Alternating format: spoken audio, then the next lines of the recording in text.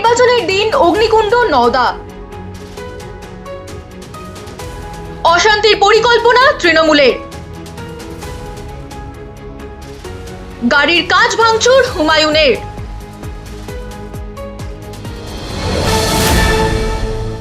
সকাল থেকেই মার কাট পর্ব চলছে নওদায়। দিনের শুরুতে তৃণমূল হুমায়ুন বচসা গিয়ে পৌঁছায় মারধর, ধস্তাধস্তি আর গাড়ির কাঁচ ভেঙে দেওয়ার কাণ্ডে। নির্বাচন কমিশনের এত কড়া নিরাপত্তার পরেও বিক্ষোভের জের নওদায়। সেই ঘটনারই বিস্তারিত বিশ্লেষণ ট্রু নিউজ বাংলাকে দিলেন আম জনতা উন্নয়ন পার্টির মুখপাত্র কামাল হোসেন। স্যার, সিঞ্জিনি বলছি ট্রু নিউজ চ্যানেল থেকে। আপনার সাথে একটু কথা বলতে চাই। কিছুক্ষণ আগের ঘটনা ঘটেছে যেটা নওডায়। আপনি আমার প্রশ্নের আগে যদি আপনি একটু খুলে বলেন যে এক্স্যাক্টলি কি ঘটেছিল হুমায়ুন কবিরের সাথে। কয়েকদিন আগে থেকে তৃণমূলের লেঠেল বাহিনীর একটা পরিকল্পনা ছিল যে হুমায়ুন কবিরকে জিততে দেওয়া যাবে না।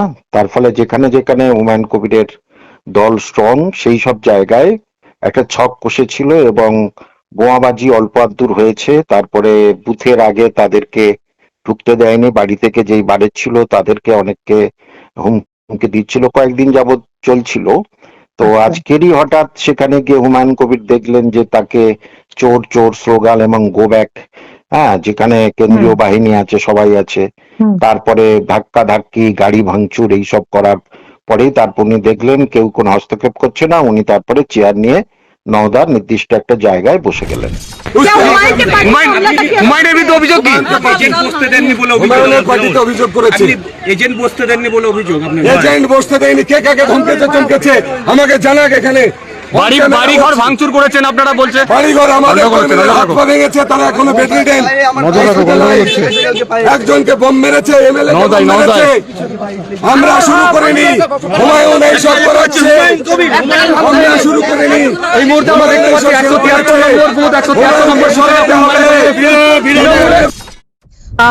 ওনাকে মানে একটা নীল রঙের টি শার্ট পরা ছেলের সাথে ওনাকে মারপিট করতে দেখা গেছে ফুটেজে। আমরা বিভিন্ন সংবাদ মাধ্যমে দেখতে পাচ্ছিলাম। কি হয়েছে, কি করেছিল ছেলেটা যে ওনার গাড়িও খুব পাথর টাথর দিয়ে ভাঙচুর করা হয়েছে? এটা পরিকল্পনা মাফিক হয়েছে এবং সেখানে কেন্দ্রীয় বাহিনী অবশ্যই আছে। তারা কি করে গিয়ে একটা, তিনি আগেও জনপ্রতিনিধি, তাহলে তার কাছে গিয়ে গালিগালাজ করতে পারে, তাকে ঠেলাঠেলি করতে পারে। তিনি বয়স্ক লোক, তার 63, 4, 5 বয়স, তাকে গিয়ে কিভাবে ঠেলাঠেলি করতে পারে? সুতরাং সেন্ট্রালের যে বাহিনী তারা তাহলে সেখানে কি করছে?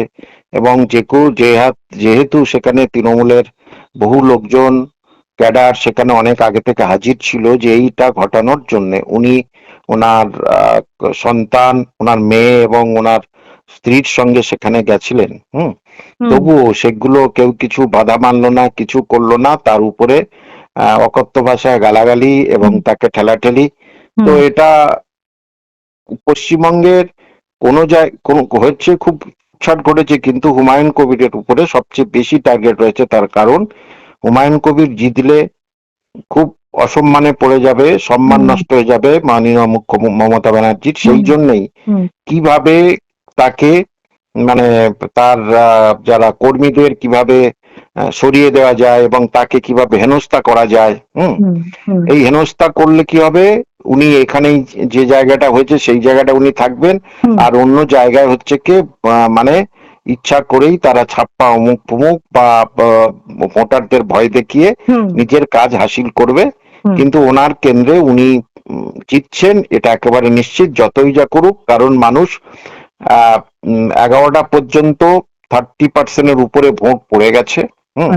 সুতরাং নির্দিষ্ট সময় পর্যন্ত 80 থেকে 85% ভোট পড়বে, এটা একেবারে নিশ্চিত।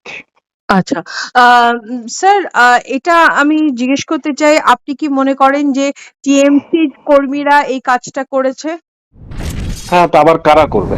টিএমসি কর্মী ছাড়া এই কাজটা কারা করবে? আর কারো করার কেউ নেই সেখানে। ওই এলাকায় বিজেপি নেই, হ্যাঁ, হুম হুম ওই হুম এলাকায় আইএসএফ ও নেই, হুম সিপিএম ও কম। হুম হুম হুম তাহলে তৃণমূল তারা চাইবে যে এইটা যদি আমাদের হাতে ছিনিয়ে নেয় তাহলে তো আমি অসুবিধায় পড়ে যাব। হ্যাঁ, হুমায়ুন কবিরের আর দমাতে আমরা পারবো না, জিতে আসলেই তো আরো সর্বনাশ হয়ে যাবে মুর্শিদাবাদের। আস্তে আস্তে আস্তে আস্তে সমস্ত জায়গায় প্রভাব প্রতিপত্তি আরো বেড়ে যাবে। হুম আর সেই জন্যই তৃণমূল কংগ্রেস ছাড়া কে করেছে, যে এটা স্বাভাবিক যে চোর স্লোগান গো ব্যাক সোমান তাকেই বলছে, তিনি তো এখন তৃণমূল কংগ্রেসে নেই। হুম তাহলে চোর স্লোগান তো সিপিএম দেবে না, বিজেপি দেবে না, ওই তৃণমূললাই দিচ্ছে চোর স্লোগান। চোর তো হুম তৃণমূলের লোকজনদের এই চোর স্লোগান মানায়। হ্যাঁ, হুম তো হুম নিজেরা নিজেদের গায়ে থুতু দিচ্ছে, নিজেদের গায়ের বিষটা লেপে দিচ্ছে, সেখানে হুমায়ুন কবিরকে চোর এবং তাকে গাড়ি ভাঙচুর, এসব কি করে হয়? এটা গণতন্ত্রের পক্ষে লজ্জা, এবং এটা এই মুখ্যমন্ত্রীর ক্ষেত্রে এটা ঘটে আর কি। হুম স্যার, হুমায়ুন কবির কোথায় আছেন, কেমন আছেন, কতটা চোট লেগেছে? উনি ওই জায়গাটায় বসেছিলেন, তারপরে আর খবর পাইনি, ফোনে যোগাযোগ করতে পারছি না। হুম আজকে হুম তো উনি বাড়ি ফিরবেন না, বিভিন্ন জায়গায় জায়গায় দূরে দূরে ঘুরবেন আর কি। হুম হ্যাঁ, হুম ওনার মেয়ে আছেন, ওনার ওয়াইফ আছেন, এবং আরো হুম যা বডিগার্ড আছে, আরো যারা হুম ওনার শুভাকাঙ্ক্ষী তারাও আছেন। হুম তো হুম আপাতত উনি ওই জায়গাটায় বসেছিলেন হুম কিছুক্ষণ আগে। হুম এখন আর কোনো তো খবর পাইনি, কোনো আচ্ছা। পাচ্ছি না। হ্যাঁ, হুম ঠিক হুম আছে। হুম স্যার, নির্বাচন কমিশন তো বিভিন্ন রকম পদক্ষেপ নিয়েছিল যাতে হুম কোনো রকম পোল ভায়োলেন্স বা পোস্ট পোল ভায়োলেন্স না হয়। আমার হুম প্রশ্ন, ওখানে কেন্দ্রীয় বাহিনী বা ফ্লাইং স্কোয়াড, নির্বাচন কমিশন তো ফ্লাইং স্কোয়াড নামিয়েছে যারা নাকি 2 মিনিটের মধ্যে পৌঁছে যাবে যদি কোথাও ঝামেলা হয়, তাহলে ওখানে ফ্লাইং স্কোয়াড দেখা যায়নি। না না না, ওখানে দেখা যায়নি। একদম ঠিকই বলেছেন, যেটা নির্বাচন কমিশন বলেছে, কিন্তু নির্বাচন কমিশন সঠিকভাবে কিন্তু তার প্রতিজ্ঞা পালন করছে না। সুতরাং ওই জায়গায় অতক্ষণ ধরে এই ঘটনা ঘটলো, সেখানে কেন্দ্রীয় বাহিনীর কোনো কিছু নেই, এবং দমকলে দেখা যাচ্ছে সেখানেও কেন্দ্রীয় বাহিনীর কোনো রকমের আহ, সেখানে আমরা খুঁজেই পাইনি। তারা মহিলারা, মুসলিম মহিলারা ভোট দিতে যাচ্ছে, তাদেরকে কিন্তু তৃণমূলের মস্তা গুন্ডান্না তাদেরকে বাধা দিচ্ছে। হ্যাঁ, সুতরাং সেখানেও আমাদের দলের লোকজন আছে, কিন্তু তাদেরকে পুরোপুরি ভাবে ভোটের ময়দান থেকে সরিয়ে দিচ্ছে। সুতরাং দেখা যাচ্ছে কেন্দ্রীয় বাহিনী কিন্তু সঠিকভাবে কাজ করছে না বলে মনে হলো। এই দুটো ঘটনা আমি আপনার বলতে পারি যেখানে কেন্দ্রীয় বাহিনী কিন্তু কাজই করছে না। হুম নির্বাচন কমিশনকে জানানো হয়েছে, হুম নির্বাচন এগুলো কমপ্লেন করা হয়েছে, দেখা যাক কি করে। হুম এফআইআর হয়েছে কারোর বিরুদ্ধে? ওটা উনি ওনায় একটু পরে করবেন, এখনো হুম যোগাযোগ হয়নি। হুম তবে কেন্দ্রীয় বাহিনীর আগে নির্বাচন কমিশনকে আমরা কমপ্লেন করব, তারপরে আমরা এটা এফআইআর এর পথে যাব, সেটা কিছুক্ষণের মধ্যে বলতে পারবো।